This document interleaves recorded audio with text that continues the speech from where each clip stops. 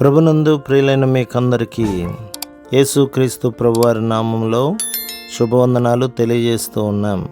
దైవజనులు బ్రదర్ భక్త సింగ్ గారి పరిచర్యలో నుండి దైవ మర్మములు. మే 21. నీవు నీ దేవుడైన యెహోవా ఆజ్ఞలను అనుసరించి ఆయన మార్గములలో నడుచుకొని ఎడల యెహోవా నీకు ప్రమాణం చేసి ఉన్నట్లు ఆయన తనకు ప్రతిష్ఠిత జనముగా నిన్ను స్థాపించును. ద్వితీయోపదేశకాండం 28వ అధ్యాయం 9వ వచనం. బెన్యామీను గోత్రం వారు కొందరు యెబూసీయులను యెరూషలేములో ఉండనిచ్చిరి. మొదట వారు దాసులుగానే జీవించిరి. క్రమేణా ఈ కొందరే బలమైన జనాంగమైరి.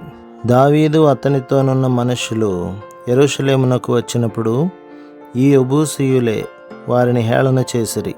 దావీదు వచ్చినని వినినప్పుడు ఎంతో తృణీకారముగా, దావీదు ఎవడు, ఒక గ్రుడ్డివాడు వెళ్ళి అతనితో యుద్ధము చేయగలడు అనిరి. యెరూషలేమునందు వారు ఎంత బలముగా స్థిరపడి ఉండిరనగా వారు దైవజనుడైన దావీదును వెక్కిరించి ఎగతాళి చేసిరి.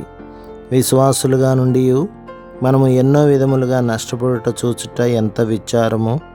నేను నామకార్థ క్రైస్తవులతో కాదు, తిరిగి జన్మించి ఉన్నామని చెప్పుకున్న వారితోనే మాట్లాడుచున్నాను. నిస్సందేహముగా ఒకప్పుడు వీరు గొప్ప సంతోషము, గొప్ప ఆసక్తి, గొప్ప సమాధానము, దేవుని వాక్యం కొరకైన గొప్ప ఆకలిని కలిగి ఉండిరి. ఇప్పుడైతే అంధకారము, అపజయము, ఓర్వలేనితనము, నిష్ఫలితము ఇట్టి వాటిలో పడి ఉన్నారు.